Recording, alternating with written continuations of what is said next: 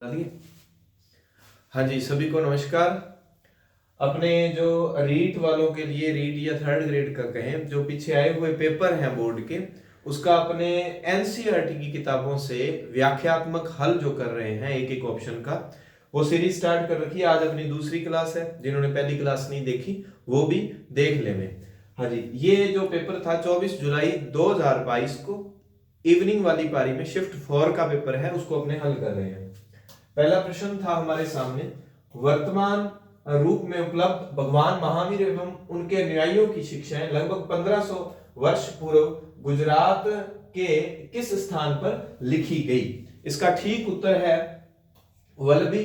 ये प्रश्न जो है कक्षा 6 की इतिहास की बुक है, उसका नाम है हमारे अतीत, वहां से लिया गया प्रश्न। माध्यमिक शिक्षा बोर्ड ने हमारे अतीत जो भाग फर्स्ट छठी क्लास में बुक लगती है उसके अध्याय में डायरेक्ट ये पढ़ा है प्रश्न कि उसमें सीधा लिखा है कि महावीर स्वामी की मृत्यु के बाद, स्वामी जी की मृत्यु के बाद उनकी शिक्षाओं का जो संकलन किया गया, वल्लभी। वल्लभी कहां पड़ती है जगह? वल्लभी पूछा जा सकता है, ये गुजरात में जगह पड़ती है। वल्लभी के अलावा कुछ स्थानों के नाम और हैं। बड़ौच या भरूच, ये भी गुजरात का एक बंदरगाह है। गुजरात का एक क्या है? ये एक बंदरगाह है।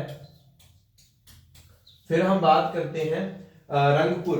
रंगपुर भी गुजरात में, चारों स्थान गुजरात के हैं। रंगपुर भी गुजरात में है। सिंधु घाटी सभ्यता का एक स्थान है। इसकी स्पेशलिटी हम जो कहें, बाजरे के दानों के जो अवशेष मिले हैं यहां पर। लोथल की बहुत ही स्पेशल चीजें जो है, मैंने आगे जो स्लाइड बना रखी है, जो अपने संतवीर सर टेलीग्राम चैनल पे आपको शेयर कर दी जाएगी। लोथल के बारे में छठी क्लास की बुक में और 12th क्लास की बुक में जितने भी तथ्य बनते हैं मैंने स्लाइड पर दे दिए हैं। फिर भी आपको मुख्य मुख्य बात बता देता हूं। सिंधु घाटी सभ्यता का भारत में एकमात्र बंदरगाह लोथल क्या है? सिंधु घाटी सभ्यता का भारत में एकमात्र बंदरगाह है। कौन? लोथल। और विशेष बात, गुजरात में पड़ता ही है लोथल। गुजरात में खंबात की खाड़ी में साबरमती की सहायक नदी है भोगवा। भोगवा नदी के किनारे लोथल है। कौन सी नदी के किनारे है? भोगवा। किसकी सहायक नदी है? साबरमती की सहायक नदी भोगवा के किनारे। प्रश्न ऐसे आ सकता है, लोथल स्थित है, प्रश्न पूछ सकता है एग्जामिनर, ये देखो ऐसे लोथल के बारे में कि लोथल कहां है। ऑप्शन आएंगे खंबात की खाड़ी। प्रश्न देखो कैसे बनते हैं छोटी किताबों से। खंबात की खाड़ी, कच्छ का रण, कच्छ की खाड़ी, और ऑप्शन दे देगा वो। तब हमारे सामने जो गुजरात के सारे स्थान होंगे तो हमें ये ध्यान में नहीं आएगा कि कौन सी जगह। तो पक्की एक एक चीज छठी क्लास की बुक 6 से 12 में मैं फिर कहता हूं कि जो भी तथ्य दिए गए हों, आप एक एक तथ्य को चारों तरफ से कितने तरह के उसके प्रश्न बन सकते हैं वो बनाया करो। लोथल खंबात की खाड़ी में साबरमती की सहायक नदी भोगवा के किनारे गुजरात में स्थित है। लोथल सिंधु घाटी सभ्यता का एकमात्र, भारत में एकमात्र बंदरगाह था। आगे की स्लाइड में मैंने इसकी व्याख्या एनसीईआरटी से की है। जल्दी ही मैं आपके लिए स्पेशल क्लासें जो हैं, रीट के एग्जाम से पहले third grade, second grade SST, third grade SST और रीट एसएसटी में कॉमन अपने रीट के अकॉर्डिंग जो है 6 से 12 तक की बुक्स में अकॉर्डिंग टू सिलेबस जो चीज छठी में और 12वीं में भी है, दोनों जगह से उठा के मैं उसके आपको वस्तुनिष्ठ जो है प्रश्नोत्तरी अपने उसकी शुरू करेंगे। प्रश्नोत्तर के माध्यम से एक एक टॉपिक को समझने का प्रयास करेंगे। वल्लभी कक्षा 6 में दिया हुआ है, 12th में भी इसके तथ्य है।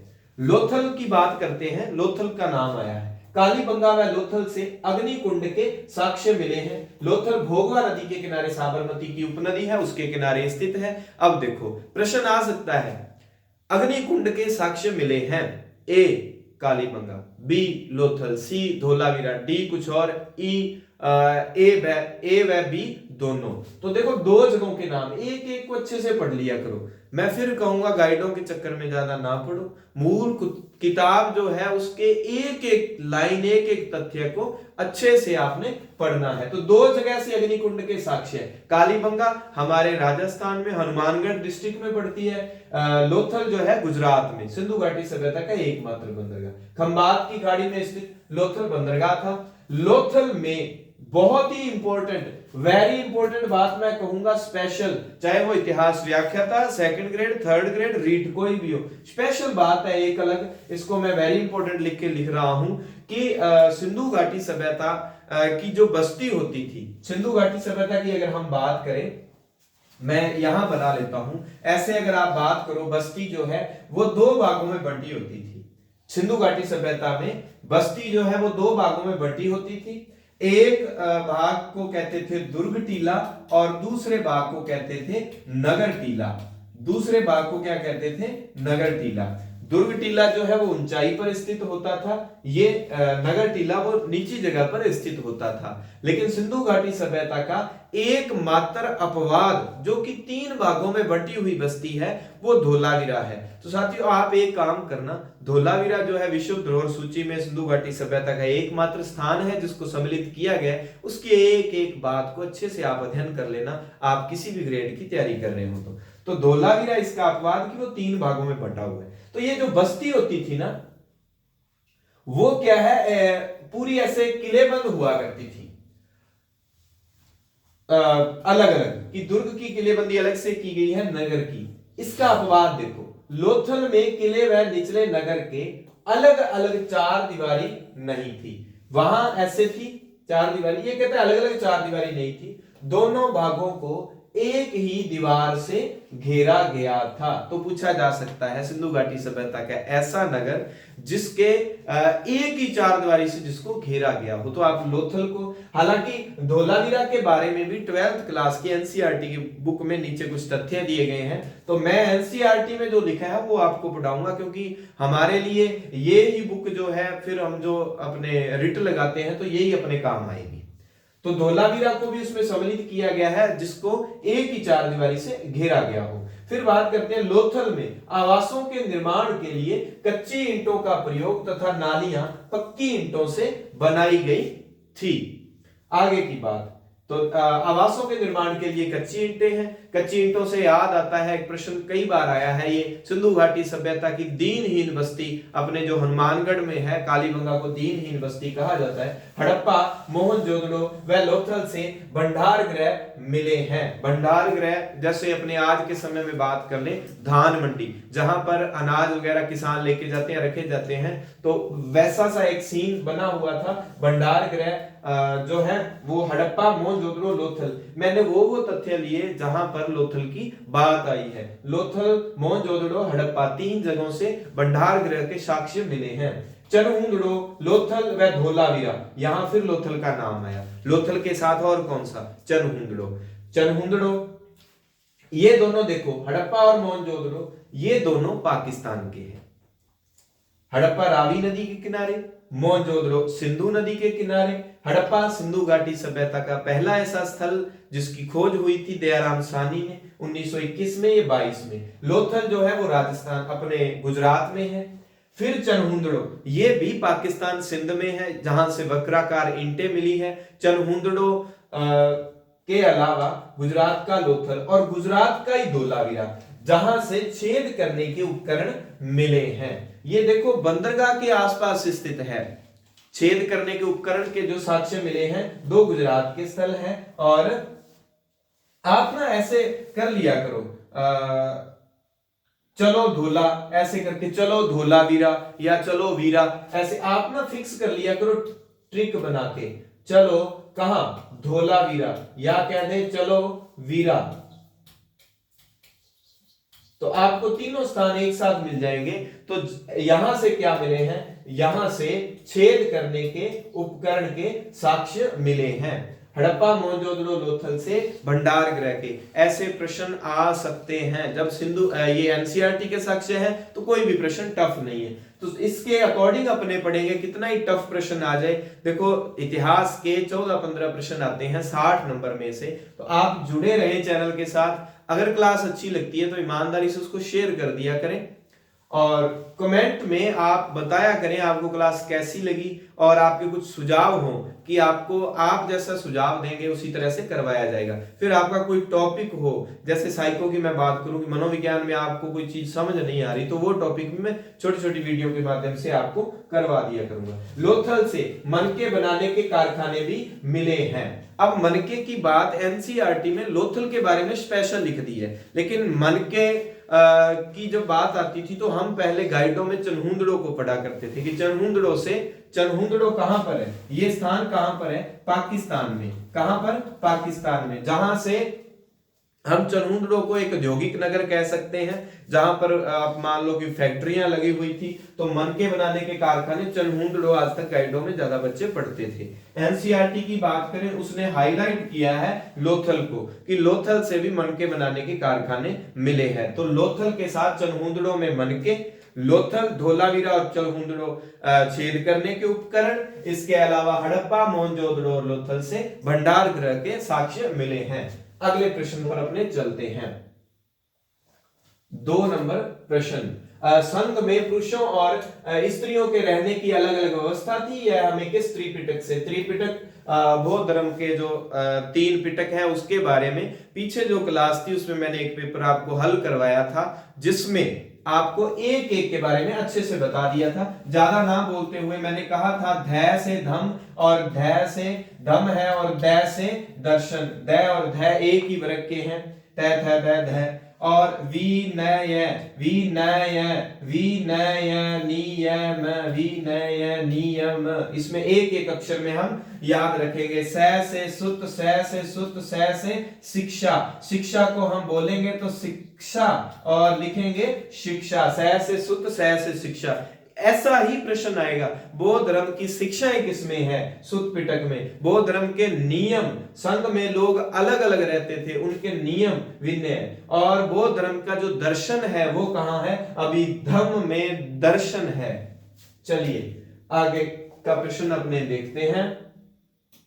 ये लो 3 नंबर, कौन सी नदियों ने मगध के यातायात, जल एवं जमीन को उपजाऊ बनाने में महत्वपूर्ण योगदान दिया? इसका ठीक उत्तर है गंगा व सोन। मगध के बारे में 6ठी क्लास और 12वीं क्लास के जो तथ्य हैं वो मैं बता दूंगा अपने सिलेबस के अकॉर्डिंग। देखो एनसीईआरटी के अकॉर्डिंग मगध जो है उसके शक्तिशाली होने के क्या कारण थे? मगध के आसपास लौह की खानें थी, लौह की खानें थी। और क्या था? मगध के आसपास जो जंगल थे, आधुनिक अगर हम राज्य की बात करें तो आधुनिक समय में जो झारखंड, वैसे मगध की राजधानी जो पाटलिपुत्र की बात की जाती है, प्रसिद्ध राजधानी पाटलिपुत्र थी, जो वर्तमान में बिहार की राजधानी पटना है वही है। इसके अलावा एनसीईआरटी के अकॉर्डिंग मगध की प्रारंभिक राजधानी का नाम आता है राजगृह। राजगृह नाम आता है, जिसका अर्थ भी दिया है पहाड़ों को, पहाड़ियों का नगर। मगध के शक्तिशाली होने के कारण बहुत बार पूछे गए हैं, इसके आसपास लोहे की खानें थी। झारखंड में जो जंगल थे, जंगलों के आसपास क्या था? हाथियों की बहुत ज्यादा उपलब्धता थी। तो सैनिक जब सेना लेके मिशन में जाते थे राजा, तो हाथियों की उपलब्धता, हाथी उनको एक काम देते थे। स्पेशली बात मैंने पिछली क्लास में भी आपको मेंशन की थी कि जैन व बौद्ध साहित्य के अनुसार मगध के शक्तिशाली होने के क्या कारण थे? वैसे तो इसके पीछे कई कारण हैं, रीट में 3rd ग्रेड में पूछा जा चुका है जो सामान्य कारण है, क्या क्या कारण थे। लेकिन हो सकता है एग्जामिनर आगे ये पूछ ले जैन व बौद्ध ग्रंथों के अनुसार मगध की शक्ति, तो एक ही कारण देता है जैन व बौद्ध ग्रंथ। वो क्या कारण देता है? राजाओं, शासकों, हम कहें राजाओं की बुक में शब्द आता है जो शासकों की, मैं शासकों ही लिखूंगा। शासकों की नीतियां, 3 राजाओं के नाम दिए गए हैं, शासकों की नीतियां, बिंबिसार, अजातशत्रु और महापद्मनंद। आगे की स्लाइड में मैंने उनका जिक्र किया है, लीजिए। 12th कक्षा में इसके बारे में और 6th क्लास में इसके बारे में जो तथ्य हैं आप पढ़े। मगध के शक्तिशाली होने के कारण खेती की उपज अच्छी थी, 1 नंबर कारण। खेती की उपज अच्छी है, पैसा आएगा तो पावरफुल होंगे। दूसरा, उपकरण व हथियार बनाने हेतु लोह की खदानें आधुनिक झारखंड, जो आज का राज्य झारखंड है, वहां पर जो है लोहे की खदानों की उपलब्धता थी। झारखंड, छत्तीसगढ़, बिहार वाला जो इलाका है वो एक जंगलों वाला इलाका था, वहां पर हाथियों की उपलब्धता थी। तो 3 कारण, खेती की उपज अच्छी, लोहे की खदानों की उपलब्धता और हाथियों की उपलब्धता, ये 3 कारण सामान्य कारण है। लेकिन अगर आ जाए कि जैन व बौद्ध ग्रंथों के अनुसार, मैंने नोट लगा के लिखा है, मगध की महत्ता के कारण बिंबिसार, अजातशत्रु व महापद्मनंद की नीतियां, ये 3 कारण थे। चलिए आगे की स्लाइड में हमारा नेक्स्ट प्रश्न संख्या 6। छोटी सी वीडियो है, अब ज्यादा समय नहीं लगेगा। 4 प्रश्न हो गए और 8 प्रश्न और है। अशोक के अधिकांश अभिलेख पाए गए हैं। अगर वैसे तो अशोक के अभिलेख आपको लिपि की बात करें तो खरोष्ठी, अरामाइक, यूनानी भाषा और लिपियां वगैरह वगैरह में मिलते हैं, पर उसके ज्यादातर अभिलेखों की भाषा प्राकृत और लिपि कौन सी है? लिपि है जी ब्राह्मी। अगर ये पूछ लिया जाए अशोक के पश्चिमोत्तर में जो अभिलेख मिले हैं, पश्चिमोत्तर के अभिलेख, उनकी लिपि कौन सी है? तो पश्चिमोत्तर के अभिलेखों की लिपि है जी खरोष्ठी। पश्चिमोत्तर के अभिलेखों की लिपि कौन सी है? खरोष्ठी। और अगर इनकी भाषा पूछी जाए, लिपि तो है खरोष्ठी, और अगर पूछा जाए भाषा, पश्चिमोत्तर के अभिलेखों की भाषा, तो भाषा आएगी यूनानी व अरामाइक। कौन सी? यूनानी व अरामाइक, 2 भाषाएं। और लिपि पूछी जाए खरोष्ठी लिपि। बात को समझ गए? अगर प्रश्न आए अशोक के अधिकांश, ज्यादातर अभिलेख किस भाषा में मिलते हैं? प्राकृत भाषा में, और लिपि ब्राह्मी। लेकिन पश्चिमोत्तर प्रांत, जैसे हम भारत बना के मैं आपको समझाता हूं, ये भारत के इस तरफ वाला, पाकिस्तान वाला, अफगानिस्तान वाला इलाका, उसको हम कहेंगे पश्चिमोत्तर। और प्राकृत भाषा से मुझे याद आया, एक बार और पूछ लेता हूं, महात्मा बुद्ध ने अपने जो उपदेश दिए थे वो किस भाषा में दिए थे? जन सामान्य की भाषा प्राकृत। और बौद्ध धर्म का ज्यादातर साहित्य किसमें मिलता है? साहित्य की बात आए तो पाली भाषा, उपदेशों की बात आए तो प्राकृत भाषा। चलिए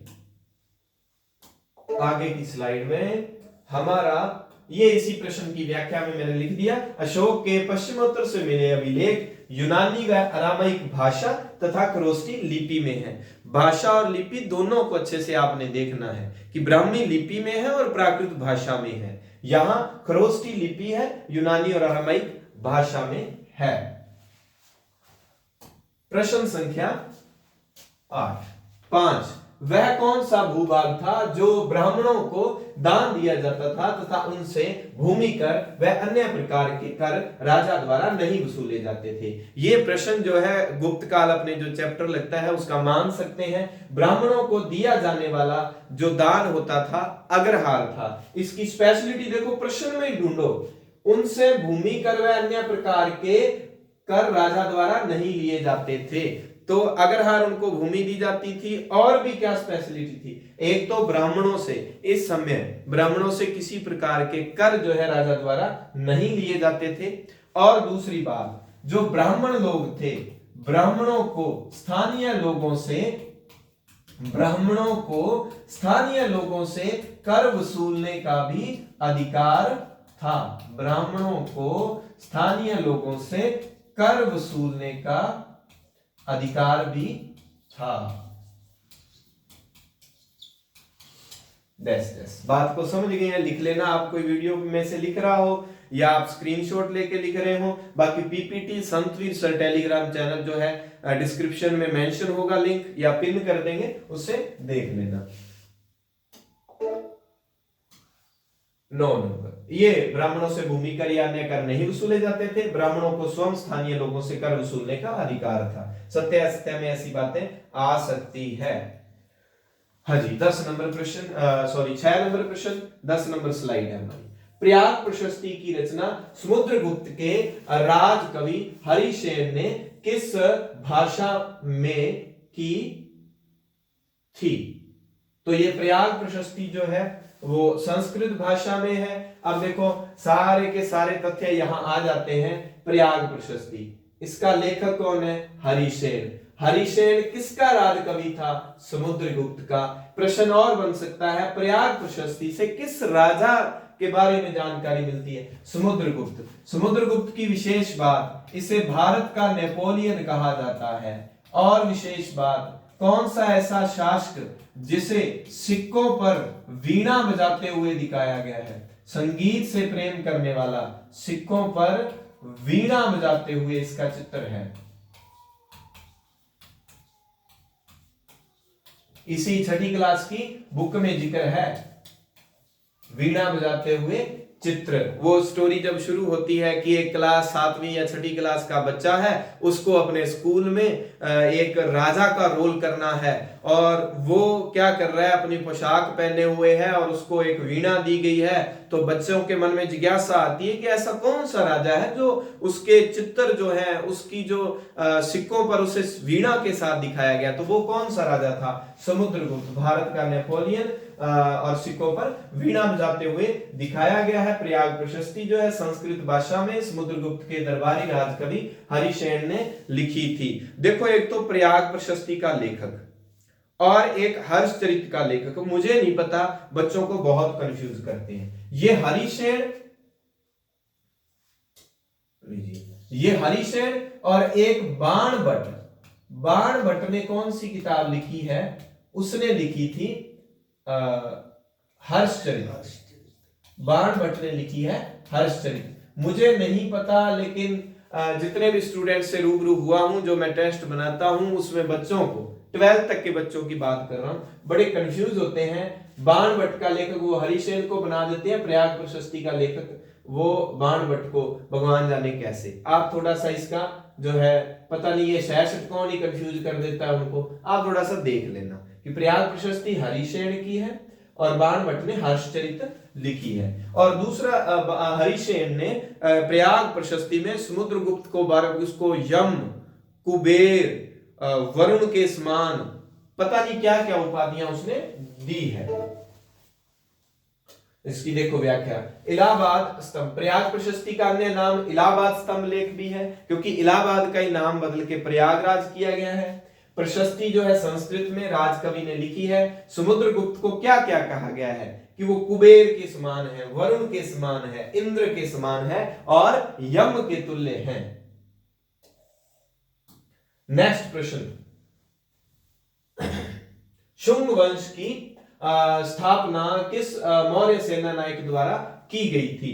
पुष्यमित्र शुंग ने, अंतिम मौर्य शासक बृहदत्त की हत्या करके। 184 भी मिलता है, सन 185 भी मिलता है, 184 कहते हैं, 185 ईसा पूर्व में बृहदत्त जो अंतिम मौर्य शासक था, इसकी हत्या करके पुष्यमित्र शुंग ने शुंग वंश की स्थापना की थी। इसके बारे में हम इतनी बात ही पढ़ेंगे, ये सारे इसी वंश से संबंधित हैं।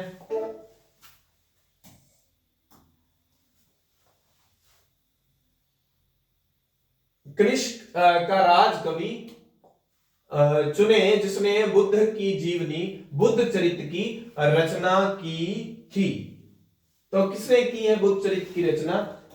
ये अशोक घोष ने की है बुद्ध चरित्र की रचना। इसमें एक बात और इंक्लूड कर देते हैं कि जो ये रचना किस भाषा में की गई है? संस्कृत में की गई है। वैसे ज्यादा बहुत साहित्य हम पाली भाषा में पढ़ते हैं, त्रिपिटक जो है उसका जिक्र जब आता है तो पाली भाषा। संस्कृत में बुद्ध चरित्र की रचना किसने की? अशव घोष ने। अशव घोष कौन था? कनिष्क का राजकवि। एक एक चीज को ध्यान रखना है, प्रश्न दे दिया अशव घोष था, किसका राजकवि था? वो समुद्रगुप्त का भी देगा, वो हर्षवर्धन का भी देगा, वो कनिष्क का भी देगा। कनिष्क का जिक्र पिछली जो है क्लास में हमने पढ़ा था कि बौद्ध धर्म की जो महायान शाखा है वो शुरू होती है कनिष्क के कार्यकाल में। कनिष्क वो है जिसने 78 ईस्वी में शक संवत शुरू किया था। कनिष्क कुषाण वंश का है। एनसीईआरटी के अनुसार भारत में सबसे पहले जो सोने के सिक्के अगर किसी ने चलाए हैं तो वो कुषाण वंश ने चलाए थे। और गुप्त अपने डायरेक्ट सिलेबस में लगता है तो गुप्त जो है किसके सामंत हुआ करते थे? गुप्त है वो कुषाणों के सामंत हुआ करते थे। एक एक बात को लिखूंगा, आपका समय वेस्ट ना हो इसलिए मैं बोल रहा हूं। आप चाहे वीडियो के साथ साथ थोड़ा थोड़ा लिख लिया करें। एनसीईआरटी, क्योंकि मैं स्कूल में पढ़ाता हूं बच्चों को तो एनसीईआरटी वाले तथ्य मेरे थोड़े थोड़े याद रहते हैं, बोल देता हूं, आप नोट कर लिया करें। अपने जो है हाथों को थोड़ा बहुत कष्ट देना शुरू करें। फिर सौंदरानंद महाकाव्य, इसका जिक्र शूद्रक का यहां जिक्र आया है। पिछली क्लास में भी मैंने इसकी एक बुक का जिक्र किया था। शूद्रक ने एक बुक लिखी है, कौन सी? मृच्छकटिकम। मृच्छकटिकम जो है इसका अर्थ होता है मिट्टी की खिलौना गाड़ी। मृच्छकटिकम का नायक कौन था? चारुदत्त ब्राह्मण। मृच्छकटिकम का नायक कौन है? चारुदत्त ब्राह्मण। मृच्छकटिकम एक नाटक है। इसका लेखक जो है शूद्रक है।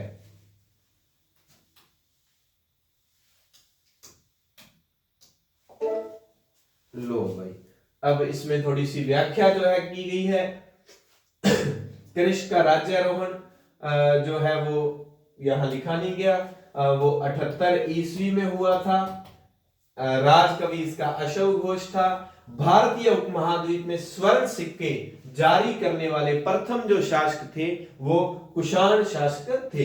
कुषाणों के केंद्र भारत में, कुषाणों के अपने कुषाण साम्राज्य के जो मुख्य दो केंद्र थे भारत में, नहीं कहे तो पेशावर और मथुरा। पेशावर और मथुरा कुषाणों के दो। तो अपना जो तत्कालीन भारत है यहां पर कुषाणों का मुख्य अड्डा कहां था? मथुरा था। और बाद में कुषाणों की जगह कौन ले लेते हैं? कुषाणों के सामंत कौन थे? गुप्त थे। कनिष्क ने बौद्ध परिषद का गठन किया था। चार जो है वो बौद्ध परिषद हुई थी। अंतिम जो है कनिष्क के समय जो हुई थी कश्मीर के कुंडल वन में, तो ये उसने बौद्ध परिषद का गठन किया था।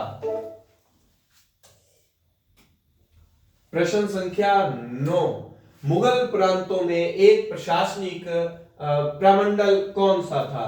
देखो जो पिछली क्लास थी बार बार उसका जिक्र आता है। जो बच्चे इस क्लास में आए हैं उसमें मैंने आपको एनसीईआरटी पढ़ने का तरीका और सारी चीजें जो है बताई थी आपको कि एनसीईआरटी पढ़नी क्यों जरूरी है। तो उसमें मैंने मुगलों की जो प्रशासनिक व्यवस्था थी उसका जिक्र किया था। कैसे कैसे जिक्र किया था कि ऊपर ही ऊपर जो था केंद्र था, केंद्र के बाद में जो जिक्र आता था वो प्रांत का आता था। प्रांत कह दें या हम सूबा कह दें। जो प्रांत के बाद जो है वो सरकार आती थी। सरकार के बाद जो है वो परगना आता था। और परगना के बाद क्या आता था? परगना के बाद हम कह दें ग्राम आता था। परगना क्या था? परगना जो था वो उपजिला था। और क्या था? सरकार जो आज का हम जो कहें वो जिला था। सरकार का जो मुखिया था उसको फौजदार कहते थे। और प्रांत का जो मुखिया था उसको सूबेदार कहते थे। इनके हमने अधिकारियों के जिक्र कर लिए थे। मीर बख्शी दीवान वो केंद्र में भी थे, बख्शी और दीवान प्रांत में भी थे। इसके अलावा सूबेदार हुआ करता था। सरकार और जिले में मुखिया जो था वो फौजदार था। गांव के जो थे वो खुद मुकद्दम, चौधरी। मुकद्दम जो होता था, मुकद्दम वो गांव का मुखिया हुआ करता था। परगने के कर्मचारियों का मैंने जिक्र किया था। वो कानून को वितक्षी जो थे वो परगने के कर्मचारी। पिछली वीडियो में जब जिक्र कर दिया है तो बार बार इसका जिक्र करने का फायदा नहीं है। तो मुगलों प्रांत में प्रशासनिक प्रमंडल कौन सा है? परगना है। फिर बात आती है मलकियत क्या थी? मुगल काल में जो व्यक्तिगत प्रॉपर्टी होती थी व्यक्तिगत जो प्रॉपर्टी हुआ करती थी उसको मलकियत कहते थे। जागीर क्या थी? वेतन के बदले या काम के बदले जो अधिकारी होते थे। मैंने मनसबदार और जागीरदार को अच्छे से बताया था, फिर बता देता हूं। मुगल काल में नौकरशाही का सर्वोच्च जो तंत्र था, नौकरशाही का सर्वोच्च जो तंत्र था वो क्या था? नौकरशाही का सर्वोच्च तंत्र, जिसको हम कहें कि इससे ऊपर कुछ नहीं, वो था मनसबदार। मनसबदारी जो व्यवस्था थी, नौकरशाही का सर्वोच्च तंत्र। और अधिकारी जो थे उनको मनसबदार कहते थे। अगर उनको वेतन मिल गया तो ठीक है, वो मनसबदार है ही। और अगर उनको काम के बदले वेतन की बजाय कोई खेत दे दिया, कोई जागीर दे दी, तो वेतन के बदले उनकी व्यवस्था के लिए जो जगह दी जाती थी उसको जागीर कहते थे। पेशकश डेली का जो नजराना वगैरह राजा की सेवा में जो हाजिर किया जाता था, पेशकश थी। चलिए स्क्रीनशॉट लेना है भले ही ले लो आप, मैं साइड में हो जाता हूं और फिर अपने नेक्स्ट स्लाइड की तरफ चलते हैं। प्रश्न संख्या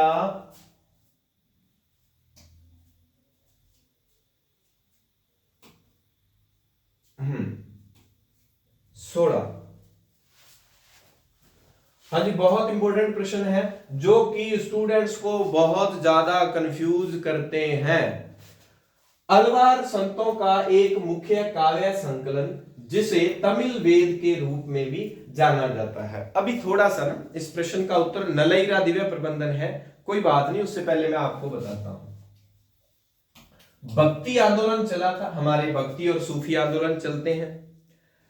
सूफी में दो विचारधाराएं हैं, बेशरा और बाशरा, ठीक है। उसी तरह भक्ति जो आंदोलन चला था ये साउथ इंडिया से, दक्षिण भारत से शुरू हुआ है। बाद में जो रामानंद जी जो है हमारे उत्तर भारत में फिर ये शुरू होता है। भक्ति आंदोलन की दो परंपराएं प्रचलित थी। एक हम कहें जो थे वो शिव को मानने वाले थे, जिनको हम कहते हैं शैव, और दूसरे जो थे वो विष्णु को मानने वाले थे, जिनको हम कहेंगे वैष्णव। ये हम सामान्य कि शिव को मानते हैं शैव, विष्णु को मानते हैं वैष्णव। पर यह भक्ति परंपरा साउथ इंडिया में, दक्षिण भारत में प्रचलित थी। तो शिव को मानने वालों को उन्होंने जो नाम दिया वो नाम दिया नैनार। क्या नाम दिया? नैनार। शिव को मानने वाले वो थे नैनार। अब याद रखने का तरीका, ये विष्णु को मानने वाले वो थे आलवार या अलवार, ठीक है। कंफ्यूजन की, अलवार शिव को मानते हैं या नैनार। तो शिव के बारे में कहा जाता है त्रिनेत्र, तीन है नयन जिसके, है ना, तो नयन वाले नैनार। इतनी बात क्लियर। अब जो अलवार और नैनार संत थे, अलवार संतों की संख्या थी 12। कितने संत थे? 12।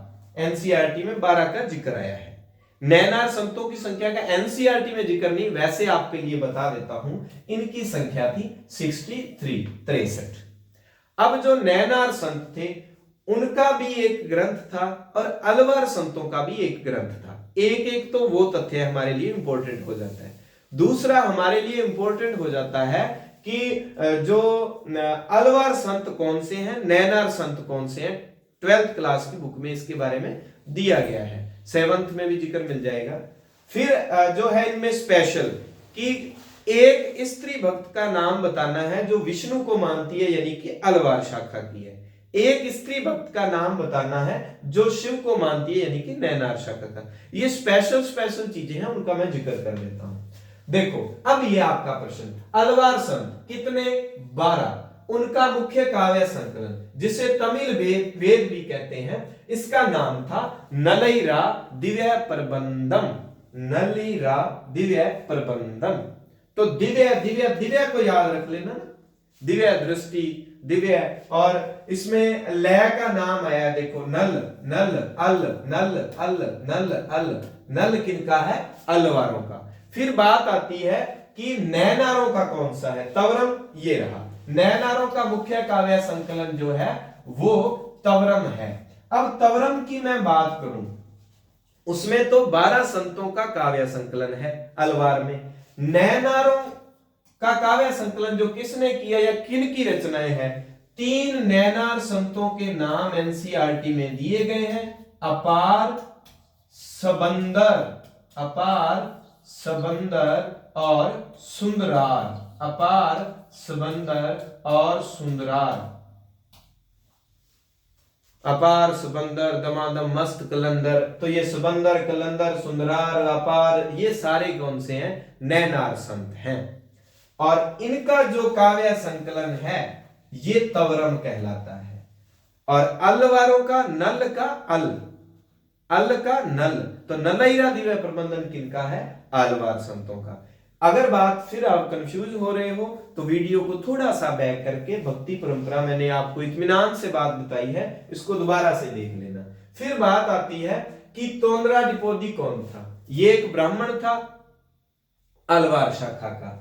करई काल अम्मैयार, ये कौन, ये भी नैनार शाखा की एक संत है, एक संत हुए हैं, तो इनका जिक्र कर देते हैं। अब फिर आगे की स्लाइड में मैं लिख दूंगा, हमें एक ये चीज याद रखनी है कि अलवार शाखा की एक स्त्री संत कौन थी, वो थी अंडाल। और फिर आएगा नैनार शाखा की एक संत कौन थी, वो आ जाएगी मणिक्व चक्कार या अम्मैयार, किसका जिक्र आएगा यहां देख लेते हैं, करईकाल अम्मैयार आएगा जिसका पीछे नाम आया था। देखो तोंडरा दिपोदी कौन थे, अलवार संत थे। अलवार संतों की संख्या कितनी, 12। तो इसका नाम डायरेक्ट दे रखा है, ये हमें याद रखना है। वो पूछ सकता है निम्नलिखित में से कौन से अलवार संत थे, तोंडरा दिपोदी। और अगर आ जाए अलवार स्त्री संत, अलवारों में स्त्री, तो इसका ऐसे अलवार और ऐसे अंडार, ऐसे अलवार ऐसे अंडार।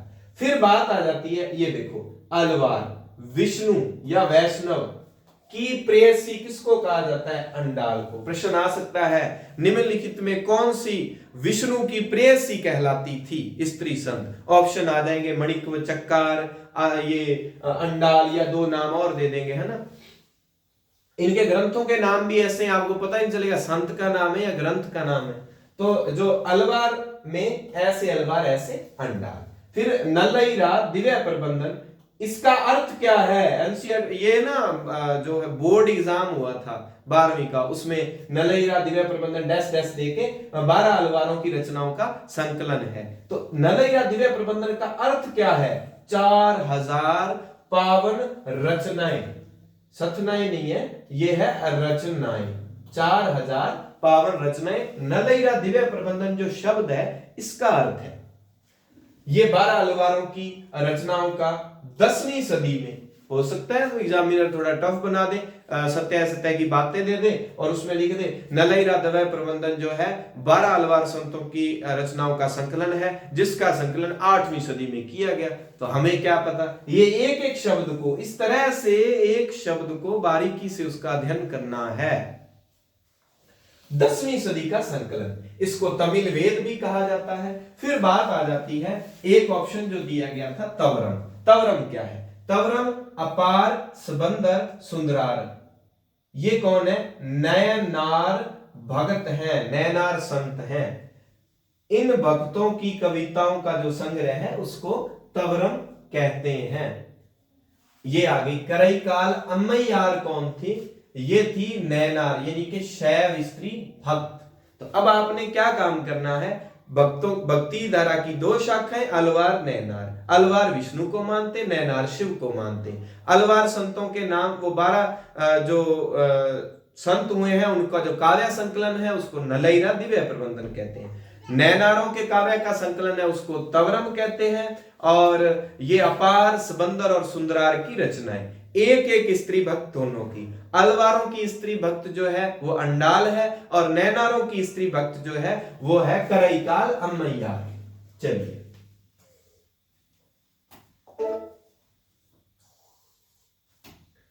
नेक्स्ट प्रश्न, मुगल शासक जहांगीर की माऊ किस राजपूत वंश से संबंधित थी। कछवाहा वंश, ये कहां का था, कछवाहा वंश था आमेर का। कछवाहा वंश कहां का था? आमेर का। आमेर का मतलब आज का जयपुर, इसको अंबर या अंबेर भी कहते हैं। कछवाहा वंश की स्थापना किसने की है? दूल्हे का सेहरा सुहाना लगता है, दुल्हन का तो दिल बेगाना लगता है। तो दूल्हे राय जो हैं इन्होंने कछवाहा वंश की स्थापना की थी। एक और बात चलते चलते आपको बता देता हूं, कछवाहा वंश की प्रारंभिक राजधानी कौन सी थी? प्रारंभिक राजधानी, देखो कछवाहा वंश जो है वो जयपुर का है, आमेर का है, लेकिन इनकी प्रारंभिक राजधानी जो थी वो दौसा थी। किसी न किसी में आए, एग्जाम में आए हुए प्रश्नों के उत्तर है ये, परमार का कोई जिक्र नहीं। राठौड़ हमारे काम के हैं, क्योंकि जब हम बात करते हैं मुगल बादशाह अकबर, एनसीईआरटी में दिया हुआ प्रश्न और पूछा भी गया है, आपके लिए मैं बोल देता हूं। अकबर ने ख्वाजा मोइनुद्दीन चिश्ती की दरगाह जो है अजमेर में, उसकी यात्रा कितनी बार की थी? आपके ऑप्शंस हैं 3, 5, 7, 8, 9 या इनमें से कोई नहीं, जो भी आपको ठीक लगे। तो जो सबसे पहले हमारे आमेर के कछवाहा वंश के राजा थे जिनका नाम था भारमल। भारमल जो थे उन्होंने 1562 में जब राजस्थान आए हुए थे अकबर से अपनी बेटी, अकबर से भारमल ने अपनी बेटी की जो है वो शादी की थी अकबर से 1562 में। भारमल का बेटा जो था वो था भगवंत दास। भारमल के बाद राजा कौन बनेगा? भगवंत दास। अमीर आला उसकी जो उपाधि थी। भगवंत दास ने अपनी बेटी की शादी किससे की थी? भगवंत दास की बेटी जो थी उसने अपनी शादी जो है जहांगीर से, या हम कहें सलीम से, अकबर के बेटे से की थी। यहां प्रश्न है मुगल शासक जहांगीर की माता। तो जहांगीर किसका बेटा है? अकबर का। किसका बेटा है? अकबर का। अड़बाती टिंगर जहांगीर है। जहांगीरी जो जहांगीर है इसका छोटा नाम है जी सलीम। तो अकबर से भारमल की बेटी की शादी हुई, ठीक है। हरखा बाई या क्या नाम उसका आता है, उसके नाम के बारे में विवाद ही रहा है अभी तक। और अकबर का बेटा है सलीम और भारमल का बेटा है भगवंत दास। भगवंत दास भी फिर अपनी बेटी की शादी किससे करेगा? सलीम से करेगा, जहांगीर से करेगा। राठौड़ वंश क्यों इंपॉर्टेंट है? राठौड़ वंश में एक राजा होगा उदय सिंह, राव उदय सिंह। ध्यान रखना, अगर राव आ गया तो ये जैसलमेर का राजा हो सकता है। मोस्टली राव जो है जोधपुर, राठौड़ वंश कहां था? जोधपुर, जो जिसको हम मारवाड़ भी कह सकते हैं, जोधपुर या हम मारवाड़ कह सकते हैं। मारवाड़ का राठौड़ वंश जिसमें एक राजा हुआ राव उदय सिंह। उदय सिंह की बेटी जो थी उसकी शादी भी जहांगीर सलीम से हुई थी। आगे की स्लाइड में ये तथ्य मैंने मेंशन किए हुए हैं। लीजिए, जहांगीर की मां कछवाहा, आमेर, अंबर, जयपुर की राजकुमारी हरखाबाई भगवान दास की बेटी थी।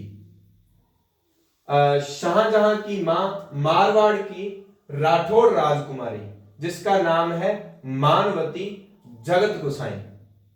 शाहजहां की मां का मतलब हो गया जहांगीर की पत्नी। शाहजहां की मां कौन होगी? जहांगीर। जहांगीर का बेटा ही तो है शाहजहां। मालदेव के बेटे राव उदय सिंह की बेटी। तो मालदेव के बाद राजा जो बनेगा राव उदय सिंह बनेगा। उदय सिंह की बेटी थी मानवती। मानवती का मुसलमानों ने नाम कर दिया जगत गोसाई। और ये किसकी जो है मां थी? शाहजहां की मां थी। और जगत गोसाई पत्नी किसकी थी? तो ये पत्नी हो जाएगी किसकी? जहांगीर की। पत्नी किसकी है? जहांगीर की। चलिए नेक्स्ट स्लाइड।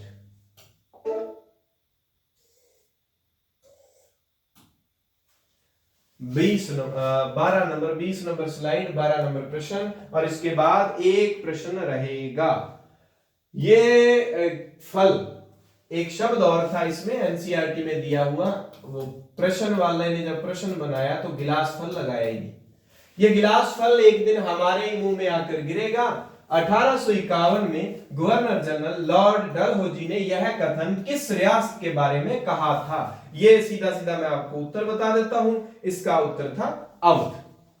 अब बात आती है, जब हम 1857 की क्रांति पढ़ते हैं तो उस क्रांति में उसके कारण पढ़े जाते हैं। कारणों में जब बात आती है तो डलहौजी की हड़प नीति का जिक्र आता ही आता है। उस नीति के तहत उन्होंने भारत की मुख्य जो रियासतें थी उनको हड़प लिया था, कैप्चर कर लिया था। और सबसे पहले इसकी शुरुआत हुई थी 1848 में सतारा से। अब मैं एक ट्रिक देता हूं, 8वीं क्लास की बुक में जो दी गई है और उसको आपने अच्छे से रट लेना है। पंजाबी में ट्रिक बनाई हुई है मैंने, सस बहु जाना। लो आगे की स्लाइड में इसको लिखता हूं, लीजिए। हाँ जी, यहां लिख देता हूं। ट्रिक का नाम जो है वो क्या है? सस। सस सासू मां को कहते हैं। फिर सस है, सासू है तो बहू भी होगी, बहू। फिर ना जा कहना है, वैसे बोलना क्या है? जा। सस बहु ना जा। अब ये प्रश्न पता ही नहीं कितनी बार आया है और आपके लिए भी इंपॉर्टेंट रहेगा कि क्रमानुसार, टफ क्या बनाया जा सकता है, क्रमानुसार व्यवस्थित करें कि सबसे पहले फिर बाद में किस रियासत का विलय कब किया अंग्रेजों ने। ये मैंने एनसीईआरटी के तथ्य भी साथ में लिख दिए हैं।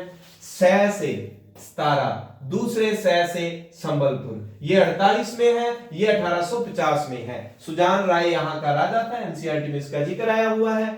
और बै से बघाड़, हिमाचल प्रदेश और जम्मू कश्मीर उस साइड एक रियासत हुआ करती थी, उसका विलय किया था। ये एनसीईआरटी में तथ्य नहीं है, लेकिन ट्रिक बनाने के लिए इसको मैंने जब याद किया था तो इसका जिक्र कर दिया था। और उदयपुर अपने राजस्थान वाला नहीं, ये एमपी का उदयपुर था, इसका 1852 में विलय किया गया। नागपुर का 1853 में विलय किया गया और झांसी का 1854 में। देखो झांसी नागपुर के बारे में तथ्य गाइडों में जो है झांसी को पहले लिखते हैं, नागपुर को बाद में। पहले बता देता हूं, लेकिन हमने एनसीईआरटी को फॉलो करना है, नागपुर को पहले लिखना है, झांसी को बाद में लिखना है। तो हमने अवध का सबसे लास्ट में 1856 में वाजिद अली शाह यहाँ का राजा था। जब अवध का विलय किया गया, वाजिद अली शाह को गद्दी से हटा दिया गया, तो उसके बारे में एक बात कही गई थी लोगों के द्वारा कि वाजिद अली शाह अगर अवध से जा रहे हैं तो लोग बड़े रोए थे, बड़े लोगों का बड़ा पसंदीदा राजा था, ऐसा माना जाता है वाजिद अली शाह। और फिर लोगों ने एक बात कही थी, जैसे ही अवध से वाजिद अली शाह जा रहा था तो लोगों ने कहा ऐसा लग रहा है जैसे देह से जान जा चुकी है। वाजिद अली शाह के बारे में लोगों ने ये बात कही थी। तो ट्रिक है सस बहु ना जा। अंग्रेजों ने जो रियासतों का विलय किया था उस विलय के लिए आपके लिए एक ट्रिक है, सस बहु जा ना जा। सै से सतारा, सै से संबलपुर, बै से बघाड़, ऊ से उदयपुर, ना से नागपुर और जा से झांसी। लास्ट में झांसी आ जाएगा। सन याद रख लेने 1848, 1850, 1850, 1852, 1853, 1854। लास्ट में जा, लास्ट में रखना है ना जा। 53, 54 वेरी इंपॉर्टेंट तथ्य है, नोट कर लेना।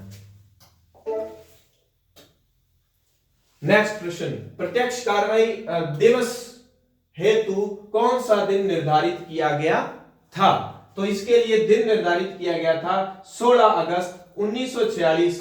12th क्लास और 8th क्लास एनसीईआरटी दोनों में ये तथ्य दिया गया है। तो एग्जामिनर 8वीं से उठाएगा, 12th से उठाएगा, उसकी मर्जी। अब सार ये निकलता है कि 6 से लेकर 12 की किताबों से सीधे सीधे प्रश्न पढ़ रहे हैं। आप अगर कष्ट नहीं कर सकते, वीडियो देखने के लिए आ जाया करना।